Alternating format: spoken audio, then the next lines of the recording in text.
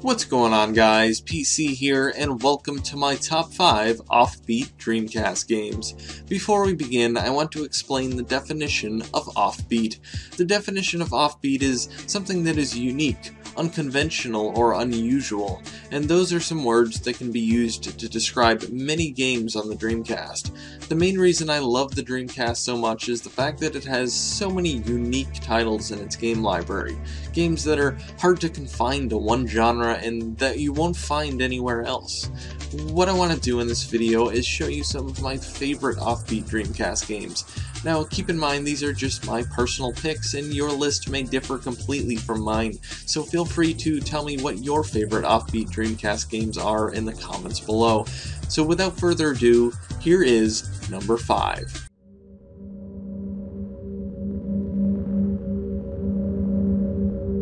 Obeying traffic rules, staying the speed limit, paying attention to road signs. You might think I was describing the everyday task of driving a motor vehicle, but you would be wrong.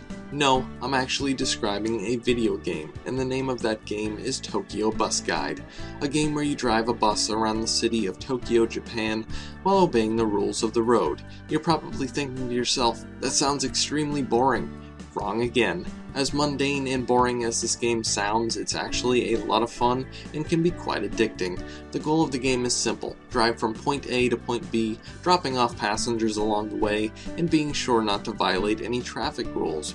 Every time you make a mistake, a meter on the screen will decrease, and if it gets all the way down to 0, it's game over. At this point, you're probably still not convinced this game would be any more fun than watching paint dry, but you'll just have to trust me when I say it's a really fun and relaxing game to play. Tokyo Bus Guide isn't for everyone, but you owe it to yourself to at least give it a try. Who knows, maybe you'll actually enjoy it.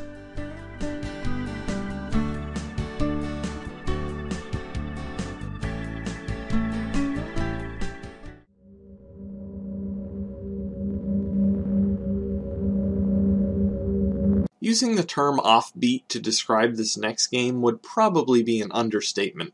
There are many words more suited to describe this game, such as weird, crazy, and downright creepy. The game I'm referring to is Seaman. Yes, I know, go ahead, snicker, giggle, or whatever else you must do. Seaman isn't so much a game as it is a simulator which has you taking care of a strange, talking, fish-like creature with a human face. Your task is to take care of this creature until it sprouts legs and takes off on its own. The way you do this is by feeding it, talking to it, and regulating the temperature of the water tank. As you progress through the game, Seaman will get to know you by asking you questions which you can respond to using the Dreamcast's microphone accessory. Seaman will remember your answers and use them in future conversations. I guarantee you will never find another game like this. The main reason to play this game is for its comedic value. You'll find yourself laughing out loud to many of the things that come out of this obnoxious fish's mouth. Overall, Seaman is worth a playthrough if only to have the once-in-a-lifetime experience of having a heated argument with a fish. Stupid. You're the stupid one, Seaman.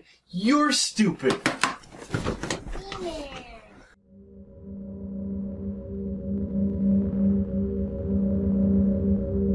Historically, educational video games haven't really been synonymous with fun, but in the case of this next game, it most certainly is.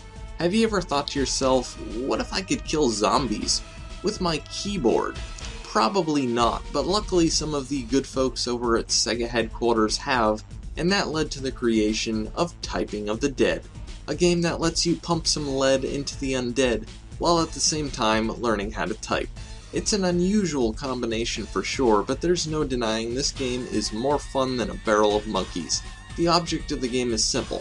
Just type in the words and phrases that pop up on the screen as fast as you can and take out the zombies.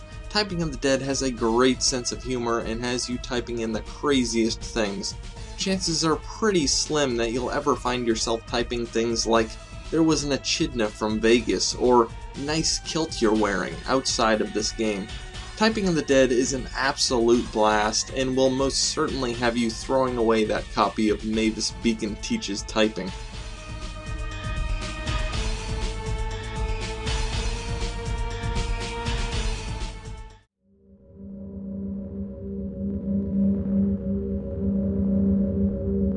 If you're a gamer, chances are you already know the most successful video game franchise of all time is Nintendo's Mario Bros. Series.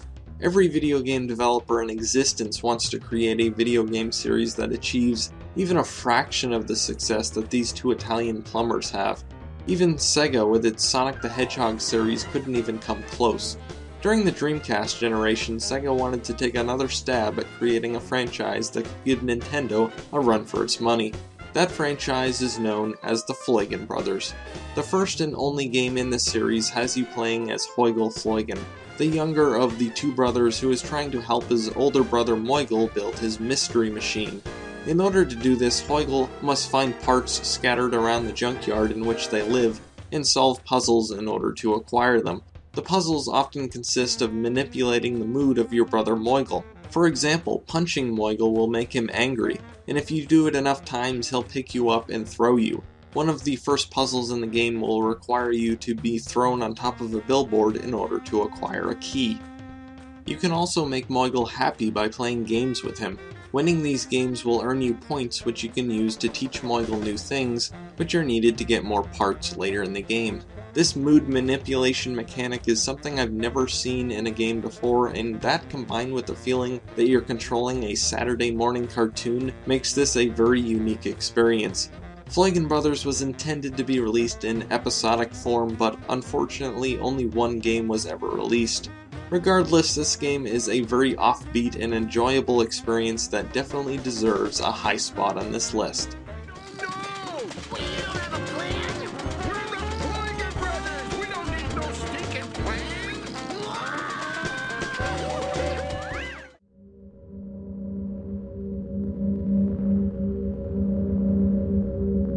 And now for the moment you've all been waiting for, my number one offbeat Dreamcast game, Jet Grind Radio. At first glance, this game may not seem very unique and could even be mistaken for a cel-shaded Tony Hawk ripoff on roller skates, but that certainly isn't the case.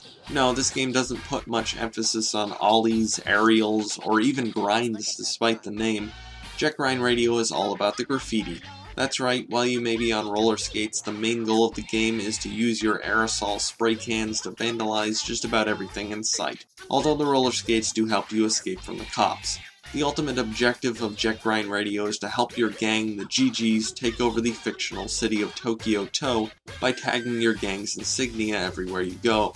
You'll also have missions where you must race a rival gang member in order to gain control over a section of the city. These missions play more to the title of the game, as they will require a lot of rail grinding in order to keep up with your opponent. I like these races as they mix things up a bit and add some variety to the gameplay. So last but not least, we have the music.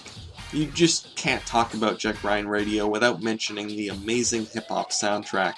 I'll admit the music in the game isn't really something I would normally listen to, but it fits the game perfectly.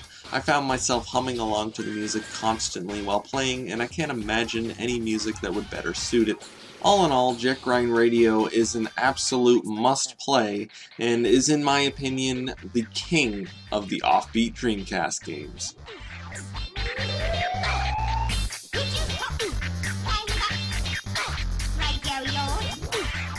So there you have it, those are my top 5 offbeat Dreamcast games. From driving a bus around the city of Tokyo to roller skating around the fictional city of Tokyo To, the Dreamcast has a huge variety of unique, crazy, and occasionally freaky games that rival just about any other console's library.